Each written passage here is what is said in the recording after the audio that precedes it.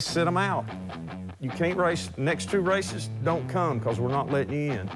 And you can go tell your owner and your sponsor why. There is a point in every driver's life where the wins just stop and they never see it coming. At this point last year, we were not even in this conversation of where we're at in points. So, I think we've just not beat ourselves.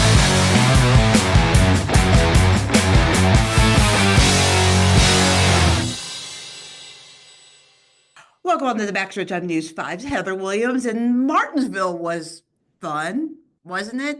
Maybe. It was an interesting weekend for sure at Martinsville. The Truck Series race, pretty good racing, drama at the end. Love seeing Daniel Hemrick in victory lane.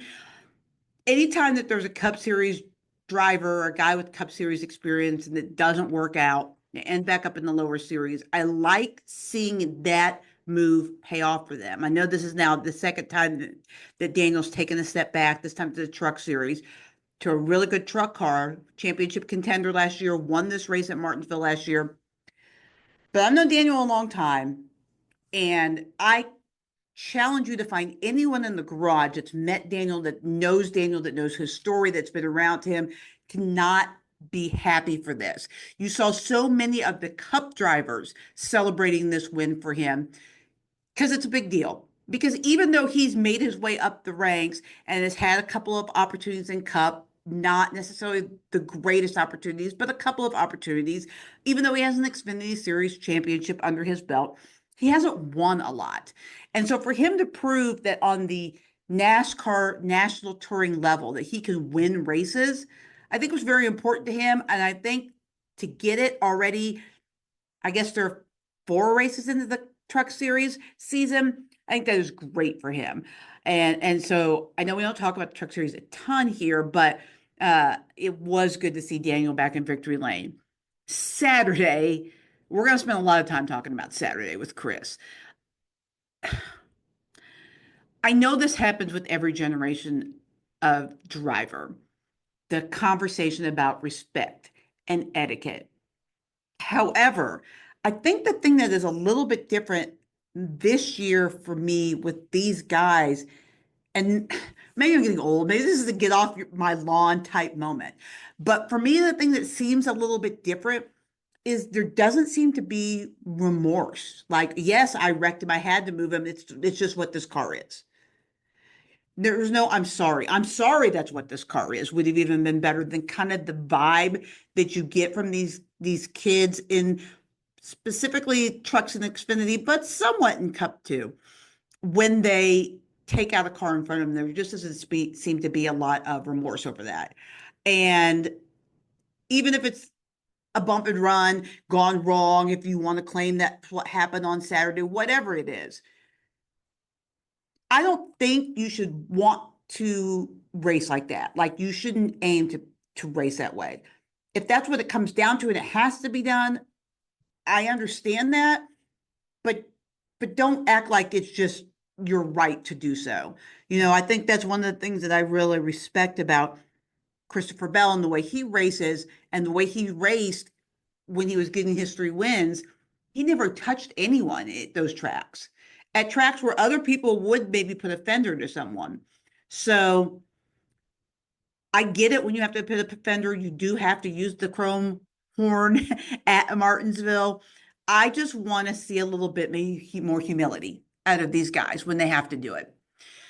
As for the Cup race on Sunday, it was okay.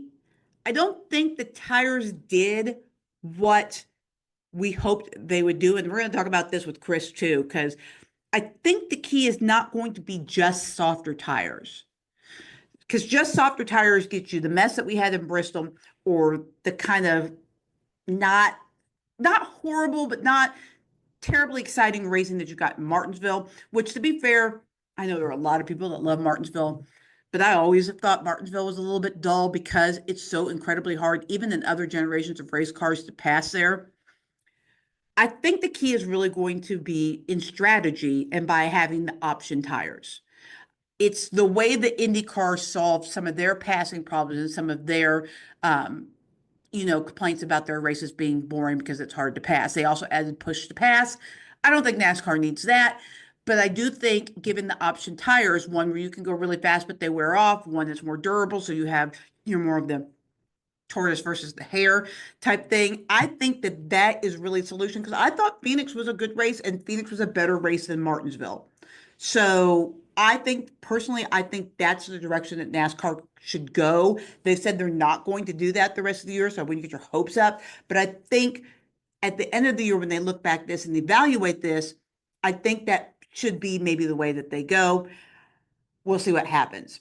So our guest this week is Ricky Stenhouse Jr., and I'm pretty excited because I haven't had Ricky, and it was kind of funny. I was thinking about this. I don't think I've had Ricky on the podcast in a couple of years. Incredibly insightful. I love talking to Ricky every time that I talk to him.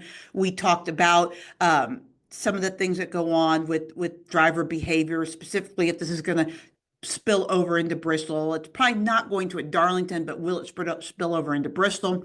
And he brought up some things that I hadn't even thought of, which was fantastic.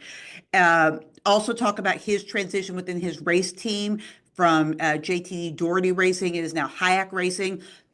Same team, just different management structure, a little bit different ownership group. So talk to him about how that's affecting things on the competition side for Ricky. Great answer. Always great. Love talking to Ricky. Happy that we finally got him back on the podcast. So let's get going. Joining us now is our crew chief, Chris Carrier, who is also the crew chief for the number 75 Food Country truck in the Craftsman Truck Series. Denny Hamlin gets the win at Martinsville, his first win at that track in 10 years. It was a track he once dominated. It's kind of crazy to even think about. He's 44 years old. Drivers like Jimmy Johnson and Martin Truex Jr. were never able to keep winning after they turned 40, maybe a win or two, but not consistently. So how much longer can Denny keep this up? Wow, that's a great question. After watching him on Sunday and knowing that the Martinsville race, the race at Martinsville, and I know they cut it back, is now 400 laps. So still, that's pretty taxing on your body. I mean, you go in that corner and the corners happen so fast. There's a lot of I call it quick G-force, working on you, and you do that basically 800 times. So, I was impressed because I think he's just sitting out there saying, how do you like me now? And I mean, he held up that sign that said 11 versus the world. 11 versus the world. He's not afraid of controversy. Again, you said he's 44 years old. He's done this a long time.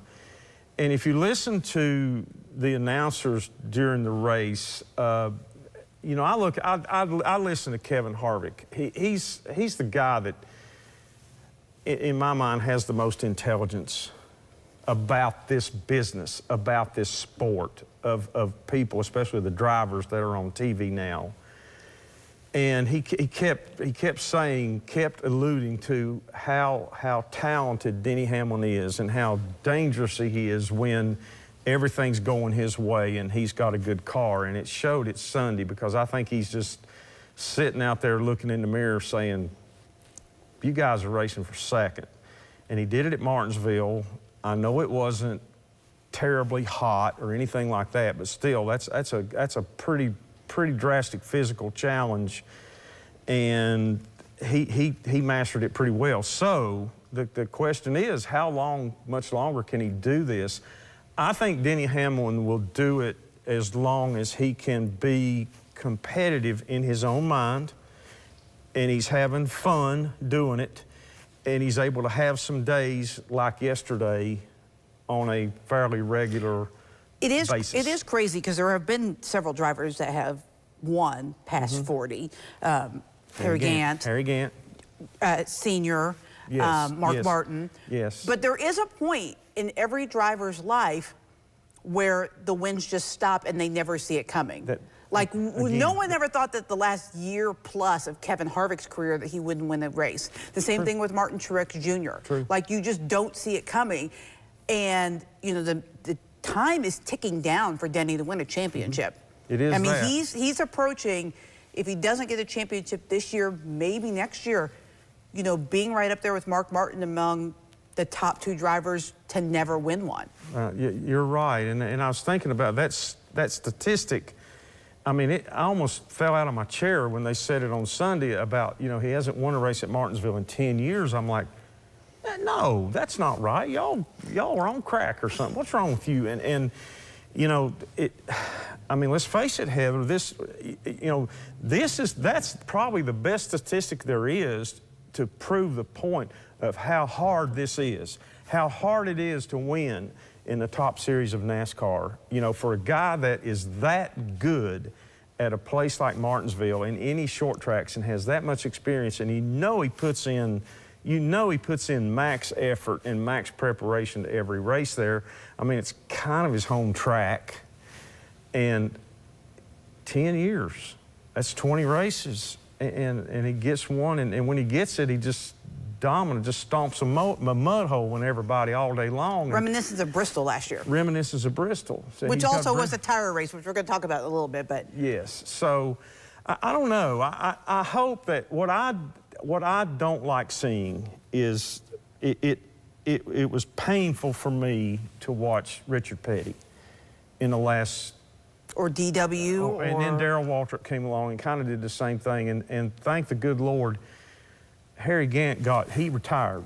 When I think in the back of his mind, he saw it coming, and he didn't want to be that. He didn't want to run in the back for 2 or 3 years and take provisionals and this, that, and the other, and finish 30th and never part of the real competition. And he said, okay, which he didn't want to do. He got tired of the hubbub that goes along with this sport, chasing, in and out of motels and flying and traveling and gone all the time. He got tired of that, so he said, you know what, I'm done. And he got out. And I'm glad for that. But I don't think Denny will do that. Let's remember something else. Denny's also got a part in this sport. He happens to be a car owner. Yeah, he said. He happens to be a team owner. He's going to be in this sport. It's not like he's going to go home one day and say, okay, I quit driving. What am I going to do? He owns what may be the premier team very soon, and his partner's this guy named Jordan that he's dribbled a basketball okay. or something. Play volleyball or something, I don't know. But, I'm not feeling sorry for the guy. But for me, as a old school, bone deep racer, to see a guy perform like he did at Martinsville on Sunday is gratifying, because I know how hard that is. I watched Harry Gant do it. I watched Darrell Waltrip do it many times. I watched other guys, that mastered that place do it, and it's not easy at all. It takes everything. It takes drive, gut, grit, and finesse. Yes. And patience. Don't get mad now. Don't get too mad. You're going to tear your car. Just go on. Let that guy do what he's going to do. It takes that, and that's very hard. It's very difficult. And to do it that long, and he just like, okay, what's for lunch? Yeah, it is what he's best at. It is. The racing itself was okay, even with the softer tire that NASCAR was hoping would promote a little bit of passing. So is the answer not really just the soft tires by themselves, but having the option so it puts people on different strategies?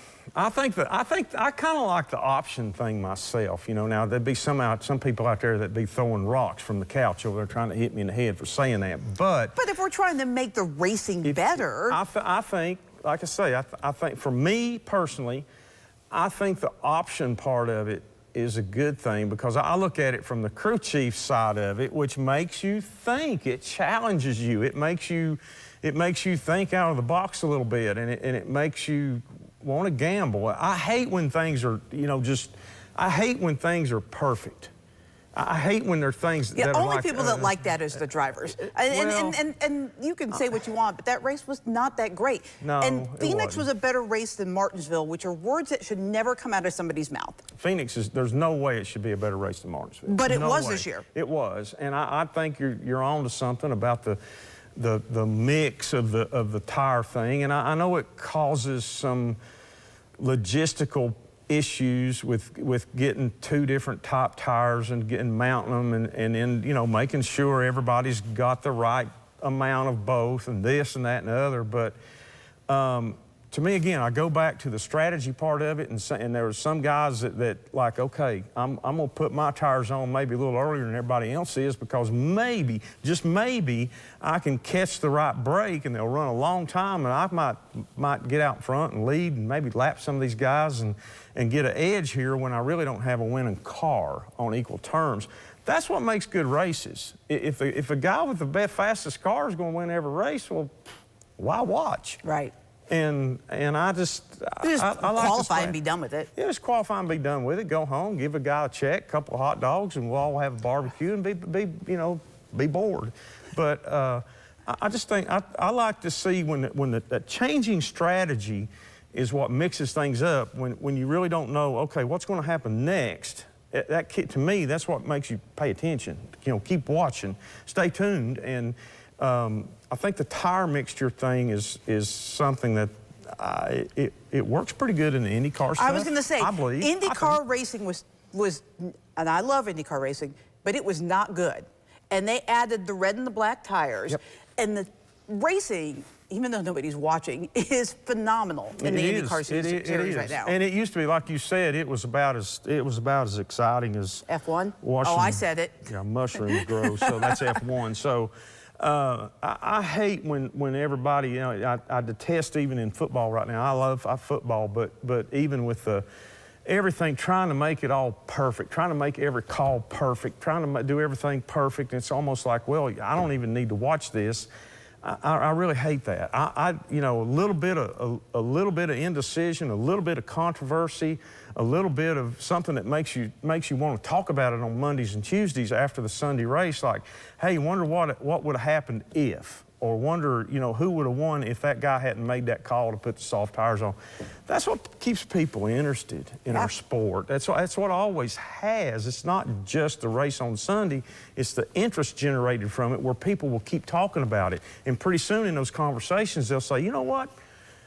Why don't we go to Charlotte next month? Let's get some tickets. Or why don't we go here? Or why don't we go there? I want to make sure I watch that race on TV Sunday. They got a good one coming up. Maybe it'll be even better than the last one. That's what makes our sport grow. And, it's not up to me, obviously, but I think you're onto something about the tire thing. And to me, that, it's not going to cost anymore. Right. Yeah, no, and it makes for better racing, so why not? Why not? Why not? We've tried everything else. Let's try that. I mean, other than ditching the car, which we're not doing and we're not even going to talk about. So let's talk about something we don't talk about much, which is the Xfinity series. Oh, boy. Because driver behavior, that is the appropriate response to this topic. Driver behavior is a big topic after Saturday's race. Is it time for something to be done? I know that there was some little fines and points handed out, but is it time for something significant to be done about driver behavior? What is it, and who should be doing whatever it is? To answer your question, it's past time. Okay. It's way past time. And I think that you saw what happened on Saturday. The driver of the 8 car just, and here's what kind of triggers it for me. When he and the Gray? Was it yes, Tanner Gray? Taylor Gray. I'm sorry. And he was driving the 54, the Gibbs car. He had the fastest car most of the day and probably deserved to win the race. Well, it came down. We were having some cautions because people were spinning out, racing for 20th and all this stuff. That's another story. But, they do a little bumping, a little bit of bumping. Smith hit Gray first, knocked him up out of the way, got by him, and then which is fine. Which is fine. Nothing. Gray didn't wreck. It didn't knock. It didn't spin him around. It didn't take him out of the race. He was still second. Another caution come by, restart. Here we go. There's only 2 or 3 laps left in the race or whatever. So they run a lap. Gray gets clear of the 3rd place truck, and he goes in and gently bumps Smith. Again, up bump out of and the way. run, Bump nothing and run. wrong with that. Didn't even, probably not enough to actually even dent a body panel. Right. If so, not very much, but just gentle. Everybody expected that. Sure. Smith should have been expecting it. I mean, he had to be. He just did it. Everybody, the guy that up on the 59th row that already drunk 6 six-packs, he expected it. But then here comes Smith into the third and fourth turn, and they're coming to the line, and he drives in so far, he has no chance of making the apex of that corner. So that right there tells me, if I'm watching it, if I'm the umpire up here and watching this, and I'm trying to judge the actions of these guys, that tells me he didn't do this to try to win the race. He did it to take the 54 out. And then maybe win the race, but that was secondary. But then, you know, I did too. You know, he knocked 54, turned him around. It was just like the Richmond Cup race last fall. Same scenario. Right. Okay. And but they couldn't do what he did. They couldn't do what they did with Austin Dillon because he didn't win. He didn't win, but my point is, here's all this down the, you know, everybody saw it. They have different, you know, and then I saw some other drivers drive into it and still keep wrecking, and one of them was the most veteran of the Xfinity series there is, and still keep wrecking, and they tore up about 10 cars right there for no reason. And to me, a $50,000 fine and what'd you say, 50 points or something like that. That's peanuts, people, I'm telling you. It's peanuts. So are you talking suspensions by NASCAR? Or are you talking, I mean, because Brad Keselowski put on Twitter that he thinks that it's time for the owners to do something. But I see his point, but it's going to be very difficult for an owner to do that because these kids, today especially, they're tied to money and sponsorship for that car. They bring their sponsorship with them. So if News 5 is sponsoring me to run your truck, and that is part of the deal, you suspend me, you think News 5 is still going to be on your truck? Kind of doubt it. Yeah. So the owners are never going to do that because they need the money. That's Three-fourths of those kids are in the truck or in the car or whatever because of the money they bring anyway. Well, and that's probably the very reason with the 8 card. It's, you know, Heather, I've said it before, I'll say it again. NASCAR needs to sit them out.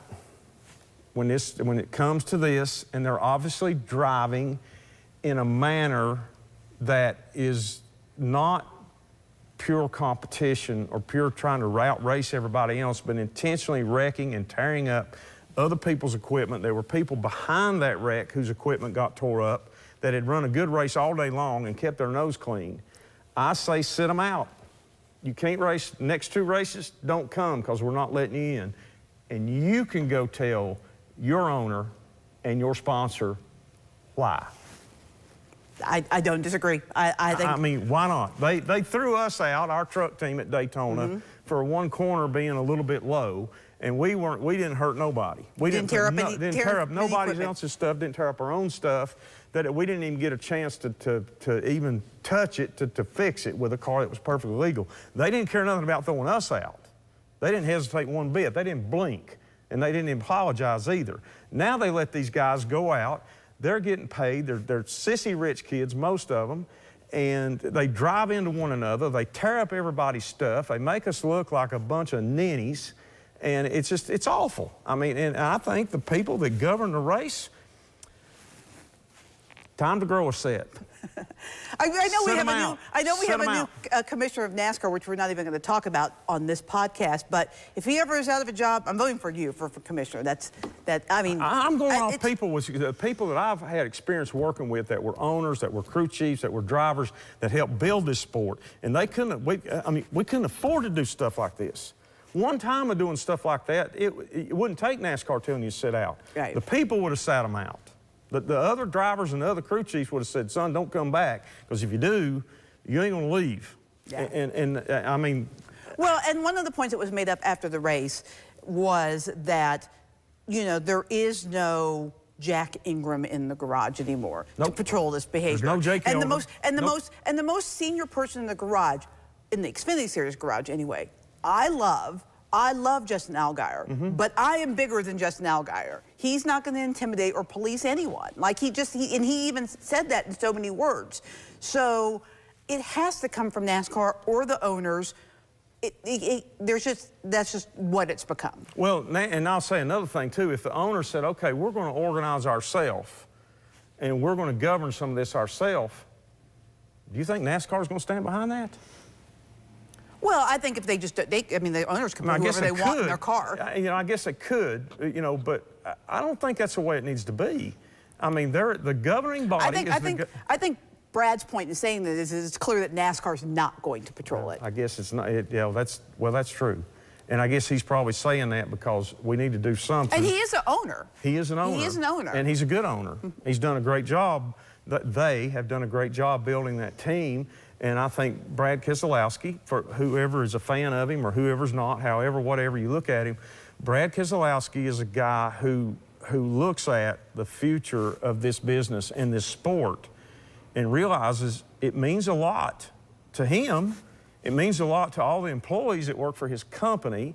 It means a lot to his sponsors that support him, and he's a victim of some of this stuff too. I mean, we all are. We get, our cars get run over by some ninny head that's trying to do something stupid, and it ends up wrecking 7 or 8 cars, and you go home thinking, why don't we just kill that guy or something? And it just, I don't know, it just, sit him out, sit him out, sit him out. I think we've covered that perfectly. Let's move on to this week's race because NASCAR is going to one of my favorite weekends, Throwback Weekend at Darlington. Oh, there great. are so many cool paint schemes. There Can't are even that. really talk about all of them. The Wood Brothers Indy Throwback is amazing. Yeah. There's a Dale Jr. Throwback. There are a lot of really cool cars. I do think it's funny that Spire Motorsports is throwing it back to 2 weeks ago at Homestead. Their sponsors aren't doing throwbacks, and their social media has been very good with that.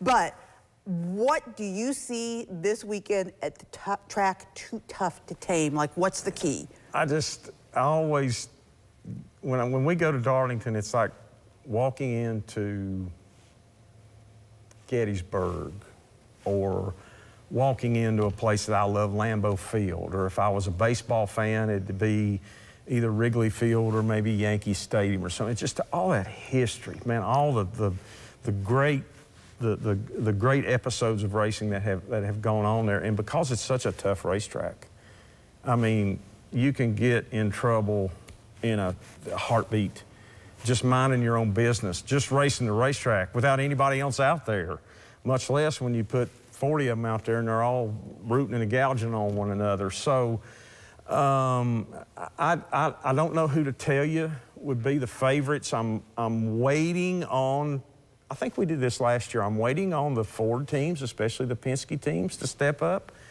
Seems like we did this last year early. But the thing is that compared to last year, the Penske teams have actually run well. They have. They just haven't gotten the finishes they deserve. A couple blown engines for Blaney, some bad luck, especially this week. Batteries, 2 of them ran into each other on pit road a couple weeks ago and ended up turned backwards. And Josh Berry does have a win. Well, and I want to bring him up because he is the top driver, in my opinion. He is he has the substance and the training, the background, the experience of what it takes to run well at Darlington. Because after you get like 1 or 2 laps on the tires, you're going to be sliding around everywhere. And both ends are going to be sliding, and you're going to be trying to help. What you want is both ends to slide the same, so you can predict it, so you can turn the wheel and you can feel when that, you can feel it. And that's what Josh Berry, I think, has brought, and he's learning it more and more each week as he goes along. And I think that he's just going to get better and better. And the Wood Brothers, that team, his crew chief, his engineer, the whole 9 yards, they're building on this. Man, they're all taking it and running with it, and it's that old momentum thing. He's not winning every race, but he's showing up every race, and he's leading laps, and he's running up front. And I just think he's, I think he's a guy. He's a sleeper down there. He's a sleeper. Who I think is, he's won so much there. I don't know if he's a sleeper, but it's generally in the fall race. But who nobody ever talks about, but always runs well there, is Eric Jones. Eric Jones runs well there. I remember now, he came from short track racing too. Right. Well, I think that's a huge advantage because it's tire management. Denny Hamlin, Kevin Harvick, all those type of guys that are good at the tire management and getting the most out of it are the guys that are generally successful at Darlington. That's because that's what it's all about. I mean, if you just go down there and try to find all the speed you can, yeah, you're going to impress everybody in practice. You're going to probably qualify up front. You're probably going to lead some laps early in the race and this, that, and other. But then when that thing gets really slicked up in the middle of the race and you know, the tires wear out so much and you're sliding around and you don't have any grip on any of the four corners, then it's like, okay, what do I do about tire management? How do I run? You want me to run 30 more laps like this? Are you crazy? What's going on in there? Y'all have lost count. It can't be this way. It's that way, and it's a cup race. It's long, and that is a tough place. I love watching races there. I always have, always will. It's because you know that every lap is a test for the driver. And as a crew chief, you've got to find all the things that you can to give him the best you can, the best balanced car or truck that you possibly can. You don't get a lot of practice nowadays. They're relying on simulation. I don't know if you can simulate Darlington or not. That's like trying to simulate a black hole. But I don't know. I'm just I think that any of the teams could find something and rise up. Whoever finds a little something or a couple of things that's going to make those long runs better, that's the teams that are going to run good. And you'll see I think you'll see a lot of teams like running the same setup all the way across. You know, again, Denny Hamlin's a guy who is really good at that. Yeah. He's coming off a win, and he's got momentum. And maybe he wants to prove, hey, this is my year to win a championship. We'll see. Let's go ahead and get fired up. Coming off of, I don't know how you would describe it, an okay race at Martinsville for you, top 20, not amazing, but not a disaster. So how would you kind of describe your weekend at Martinsville? Yeah, I would say overall, I would say it was kind of a disaster. The finish made it not a disaster. I think we did a really good job as a team, not, totally freaking out and doing something, kind of crazy to try and, get a good finish. We just, kind of stuck to our guns and, continue to work on the car. There was 2 runs of the race where I felt like, hey, we made our car better, and I was able to, pass guys and move forward. And luckily the one was, when we got the lucky dog, and then the second one was that last run at the end of the race where we were able to, I think we were like 26th on track on that last restart and drove up to 20th and passed some really good cars. So, I was happy with, where we got our Sonny D Camaro at the end of that race. And, I think going back now, we actually just had a meeting, about, Martinsville and kind of how everything played out. And I think we have a better starting point when we go back. So, I'm not saying that it was a great weekend, but, we made a lot out of it. And, that's what you got to do, when you don't have a car that, is capable of running as well as you want, is how do you get the best result at the end of the day? And we did that.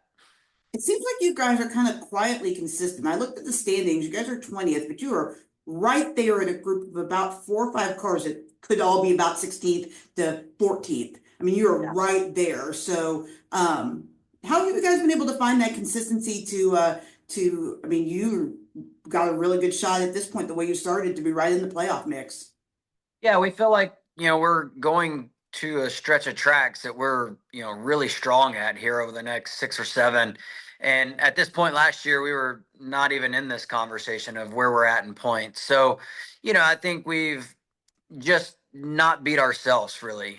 There's things that could have gone better for sure. When we've had better race cars, we've, a couple things has cost us, a better finish.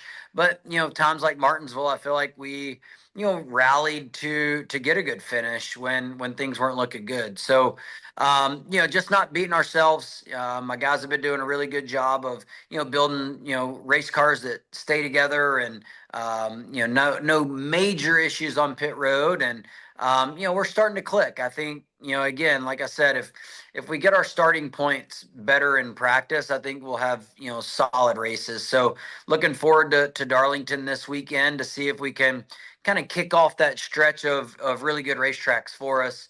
Darlington hasn't been just super stellar, but I feel very confident going into this weekend. the transition to Hayek? I know that a lot of the people haven't necessarily changed, but there's management structure or anything. Has it made a difference for you on the racing side, or is it more of the business side? Like, what's been the change there? That's a great question. I think, when people see a whole brand name, team name change, what does that entail? And luckily for us, it didn't entail a lot on the competition side. We got the same group of guys. We've, added a couple, new guys that I think, we'll start to hopefully see some of the fruits of that, coming down the pipeline, of adding them to our race team. But mainly just on the front office side and the business side. So, luckily for Mike Kelly and I, what we're doing, at the racetrack week in and week out, nothing majorly has changed. So, that's always a positive when you can, we're not trying to learn something totally new. And we got great partners. So far, obviously Sunny D's been kind of the anchor partner of the season. So far, we got NOS Energy Drink coming down for a few of their races coming up shortly, and we've had great new partners with Martins and Rate and Better so far this year, and looking forward to building that front office and building the sponsorship side. That's something new that the team's taken on, and it's not an easy thing to take on. That's a tough part of this business. You mentioned Darlington is an okay track, but not a great track. Is that what you said? I find That that is what I said. interesting. And I started, what I was thinking, my mind kind of started thinking, because I guess you think that as much as you have to run the wall, that dirt track guys like you would be great in Martinsville. But then I think about it and I think, but those aren't really the guys that are great in Martinsville. So is there a coalition to that? Is it just so different than riding the wall somewhere else, even at like Homestead where you ran the wall? What makes Darlington such a challenge? Yeah, I mean, I think if you look at all of our data, we all drive really similar, and it's really kind of whatever the car lets you do. There was runs at Homestead that we had top 5, top 8 lap times, and I ran right up against the wall, and I felt really comfortable and made less mistakes when my car was capable of doing that. A run later, my balance was different, and I didn't feel like I could make the speed up there, and all of a sudden you start kind of getting over that edge, hitting the wall a couple more times, which fortunately you can with this car. So it puts more people up in that lane trying to run it, because you can get away with, scuffing the wall here and there. Old school cars, you couldn't, right? You touch the wall and your day's kind of done. So, for me, Darlington, we've been fast in recent years, but we've, I sped on pit road. We had a flat tire one year where I felt like we had really good cars. And so, last year in practice, I spun and we didn't get to qualify, and we had to work on our car. And so, I think there's things that's kind of hampered us at Darlington, but overall, it's a racetrack that I really enjoy and feel like, once we get everything right and we make no mistakes, we'll be right there in the hunt. So I'm looking forward to this weekend. I want to look ahead just a little bit because I am from Bristol, but not really in the way that you think. I don't know. Tempers and etiquette has been such a conversation the last few weeks. Bristol is a place where that can get really out of hand in a hurry if people are upset. So do you look at the current climate of driver etiquette? Are you concerned at all about Bristol and the potential of what could happen on track with retaliation or moving people out of the way? I think you're going to get people moving each other out of the way. Bristol's a tough place to pass, but moving people out of the way at Bristol's way more difficult than it is at Martinsville. Our corner speed's so much higher.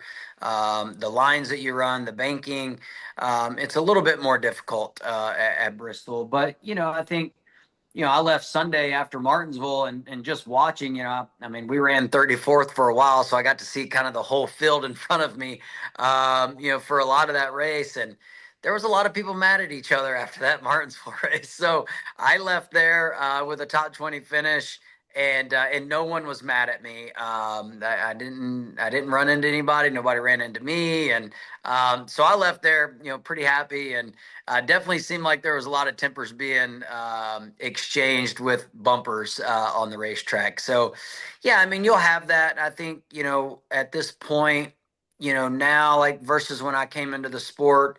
I know a lot of people are like, oh, if they raced so and so, they raced so and so. Our cars were just built different back then too, and when you ran into somebody, you damaged your own car. And so there was that aspect that you didn't want to run into somebody because you didn't want to jeopardize your race. And you don't have that now. Now you can kind of beat and bang as much as you want, and these cars are pretty durable to a point. So yeah, you'll have people move each other out of the way, and it is frustrating at Bristol because with this next gen car, we're all really similar speed. And so it makes, passing that much more difficult.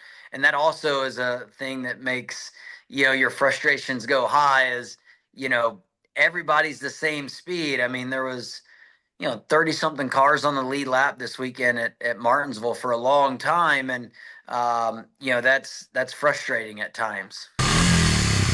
For my final thought tonight, let's talk about Darlington Throwback Weekend. I know that there are a lot of people that think that this may have run its course. I think I've probably talked about this in the past. For me personally, every time I see a new paint scheme come out, I get excited. I love this weekend. I'm a history nut. As if you listen to this podcast, you probably know that. Love history. So I love seeing not only the paint schemes that I recognize immediately. For instance, Harrison Burton's paint scheme honoring his dad's Sitco car. Recognize that immediately. Knew what it was. Nobody had to tell me. Or Kyle Larson's Tony the Tiger, Darlington Win, Terry Labonte car. Recognized it immediately, knew what it was. You didn't have to tell me. But I also like learning the stories behind the ones that I may not recognize when I first see them. For me, that is almost as much fun as the ones you recognize immediately that you're like, oh, that's a gorgeous race car. Like learning the stories, Josh Berry's IndyCar homage to the IndyCar Wood Brothers race car that they pitted the Indy that won. Knew that had happened, didn't know a ton about it, ended up going down a rabbit hole afterwards to learn more about it because it just introduces you to something you didn't think about. And you get to learn about them, or you get to learn about someone's great grandfather that's going to be on the car that ran late models or, midget cars or whatever they ran. When it comes to preserving the history of this sport, I think this weekend is so important. And I love it. And I know that there are sponsors that don't want to do it. And I get that. You spend $1 million something to have your name on the car. By God, have your name and logo on the car. But I'm appreciative to the ones that will play along because preserving the history of this sport is so important to me. I love history, and not just whitewashing history, not just having, oh, back in the day it was great, but everything about it, the good, the bad, the ugly, the scars, all of it. I love the history of this sport. This weekend is so important for that I really hope that it never goes away. Thanks for joining us on the Backstretch. We'll see you next week.